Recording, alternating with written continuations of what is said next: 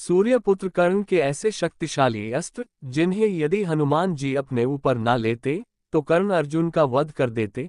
तो चलिए जानते हैं आखिर कर्ण के यह महाशक्तिशाली अस्त्र कौन से थे, जिन अस्त्रों से अर्जुन की रक्षा स्वयं हनुमान जी को करनी पड़ी। आगे बढ़ने से पहले हमारे चैनल को सब्सक्राइब अवश्य करें।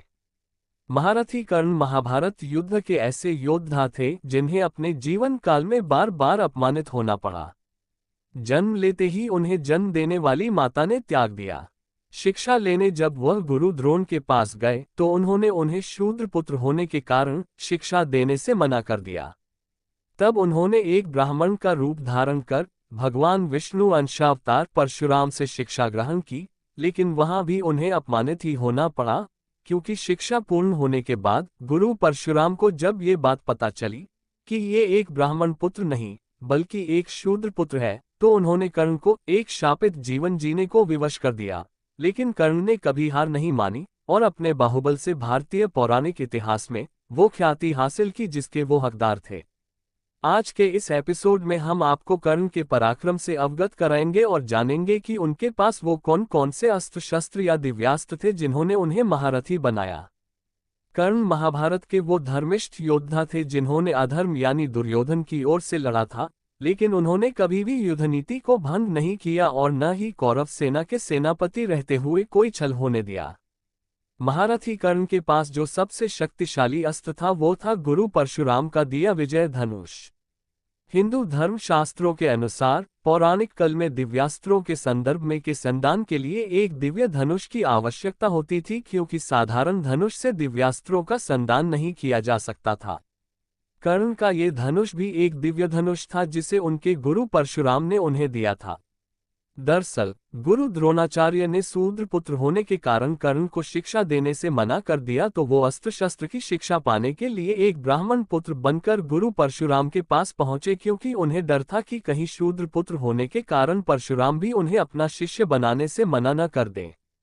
ब्राह्मण के वेश में ही कर्ण ने परशुराम से अस्त्र शस्त्र का ज्ञान तो प्राप्त कर लिया, लेकिन एक दिन जब कर्ण की शिक्षा पूर्ण हो चुकी थी तभी उनके गुरु को पता चला कि कर्ण किसी ब्राह्मण का पुत्र नहीं बल्कि एक शूद्र पुत्र है।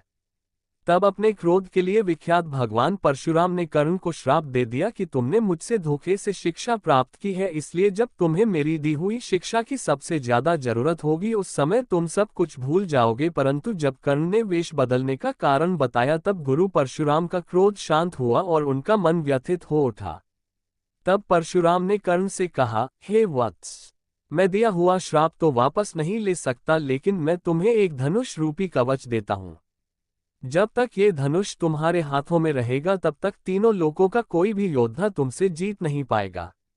गुरु परशुराम के इसी धनुष का नाम विजय धनुष था। कर्ण ने अपने इस धनुष का इस्तेमाल या तो दिव्यास्त्र चलाने के लिए किया या फिर अर्जुन के साथ युद्ध करते समय। बाकी के सारे समय वो एक साधारण धनुष से ही कुरुक्षेत्र में युद्ध करते रहे। महासर्प अश्वसेन नाग। महाभारत युद्ध के 17वें दिन अर्जुन और कर्ण के बीच युद्ध चल रहा था।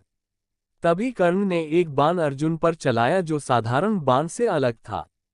इस बाण को अर्जुन की ओर आता देख भगवान श्री कृष्ण समझ गए कि वो बाण नहीं बाण रूपी अश्वसेन नाग है। तब उन्होंने अर्जुन को बचाने के लिए अपने पैर से रथ को दबा दिया।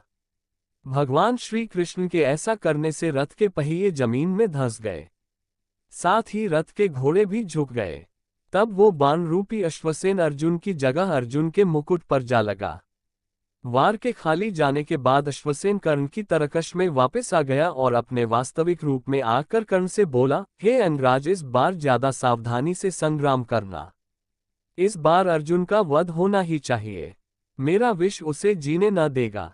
तब कर्ण ने उससे पूछा कि आप कौन हैं और अर्जुन को क्यों मरना चाहते हैं। तब अश्वसेन ने कहा, मैं नागराज तक्षक का पुत्र अश्वसेन हूं। मैं और मेरे माता पिता खांडव वन में रहा करते थे। एक बार अर्जुन ने उस वन में आग लगा दी, जिसके बाद मैं और मेरी माता आग में फंस गए। जिस समय वन में आग लगी उस समय मेरे पिता नागराज तक्षक वहां नहीं थे। मुझे आग में फंसा हुआ देख मेरी माता मुझको निगल गई और मुझको लेकर उड़ चली, परंतु अर्जुन ने फिर मेरी माता को अपने बाण से मार गिराया, लेकिन मैं किसी तरह बच गया।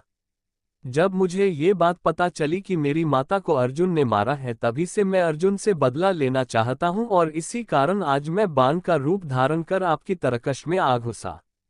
इसके बाद कर्ण ने उसकी सहायता के प्रति कृतज्ञता प्रकट करते हुए कहा, हे अश्वसेन, मुझे अपनी ही नीति से युद्ध लड़ने दीजिए। आपकी अनीति युक्त सहायता लेने से अच्छा मुझे हारना स्वीकार है।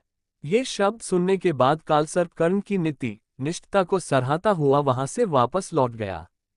इंद्रास्त्र या वासावी शक्ति। ये तो सभी जानते हैं कि कर्ण जैसा योद्धा अपनी दानवीरता के लिए जाना जाता है। इसी दानवीरता के फलस्वरूप उसे इंद्र की वासावी शक्ति प्राप्त हुई थी। ये एक ऐसा अस्त्र था जिसे कोई भी अस्त्र काट नहीं सकता था। दरअसल युद्ध के निश्चित हो जाने के बाद इंद्रदेव को अर्जुन की चिंता सताने लगी कि कर्ण के कवच कुंडल रहते मेरा पुत्र उसे परास्त कैसे कर पाएगा, क्योंकि वो जानते थे कि सूर्य देव का दिया हुआ कवच कुंडल जब तक कर्ण के पास है तब तक उसे कोई नहीं हरा सकता। इसलिए इंद्रदेव ने छल का सहारा लिया और एक दिन कर्ण जब सुबह के समय सूर्य देव को जल अर्पित कर रहे थे, तब इंद्रदेव ब्राह्मण का वेश बनाकर उसके पास पहुंचे और कर्ण से उसका दिव्य कवच कुंडल मांग लिया। क्योंकि सूर्य को अर्घ्य देते समय कर्ण से कोई भी कुछ मांगता तो वो मना नहीं करते थे, इसलिए उसने ब्राह्मण रूपी इंद्र को अपना कवच कुंडल दान में दे दिया और फिर उस ब्राह्मण से बोले कि हे ब्राह्मण, आप अपने असली रूप में आ जाइए, क्योंकि मैं जानता हूं कि आप देवराज इंद्र हैं और मैं ये भी जानता था कि आज आप मुझसे कवच कुंडल मांगने वाले हैं। कर्ण के मुख से ऐसी बातें सुनकर देवराज इंद्र उसी समय अपने असली रूप आ गए और बोले कि हे कर्ण, तुम्हें मेरे बारे में किसने बताया, और जब तुम जानते थे तो आज सूर्य को अर्घ्य दिया ही क्यों? तब कर्ण ने कहा कि हे देवेंद्र, मुझे ये सारी बातें मेरे पिता सूर्य ने रात में बताईं और मुझे सुबह अर्घ्य देने से मना भी किया, परंतु हे देवेंद्र, अब आप ही बताइए कि मैं अपने धर्म से विमुक्त कैसे हो सकता था। तब इंद्रदेव ने कहा कि हे कर्ण, तुम महान हो, इस दुनिया में आज तक तुमसे बड़ा दानी न कभी हुआ है और न पृथ्वी के अंतकाल तक कोई होगा। आज के बाद महादानवीर कर्ण नाम से तुम जाने जाओगे। इसके अलावा मैं तुम्हें अपनी वासावी शक्ति भी देता हूँ। इसका इस्तेमाल तुम सिर्फ एक बार कर सकोगे। इसका जिस किसी पर संदान करोगे उसे इस ब्रह्मांड की कोई भी शक्ति नहीं बचा सकेगी। और इसके बाद देवराज वहां से अंतर्ध्यान हो गए। जब महाभारत युद्ध शुरू हुआ तो कर्ण ने अपनी ये शक्ति अर्जुन के लिए बचा के रखी थी, लेकिन भगवान श्री कृष्ण ने भीम और हिडिंबा के पुत्र घटोत्कच को युद्ध में शामिल कर कर्ण को इंद्र की दी हुई वासावी शक्ति को चलाने पर विवश कर दिया। इन तीनों शक्तियों के अलावा कर्ण के पास अग्नेयास्त्र, पाशुपतास्त्र, रुद्रास्त्र, ब्रह्मास्त्र, ब्रह्मशिरास्त्र, ब्रह्मांडास्त्र, भार्गव अस्त्र, गरुड़ अस्त्र, नागास्त्र और नागपाश अस्त्र और भी कई दिव्य अस्त्र थे जिसे मंत्रों से प्रकट कर संदान किया जा सकता था। इन अस्त्रों को चलाने के लिए महारथी कर्ण अपने विजय धनुष का इस्तेमाल किया करते थे। महाभारत युद्ध में जिस समय अर्जुन ने कर्ण का वध किया उस समय कर्ण के हाथ में वो विजय धनुष नहीं था। अगर उस समय उसके हाथ में वो धनुष होता तो अर्जुन कभी भी उसका वध नहीं कर पाता।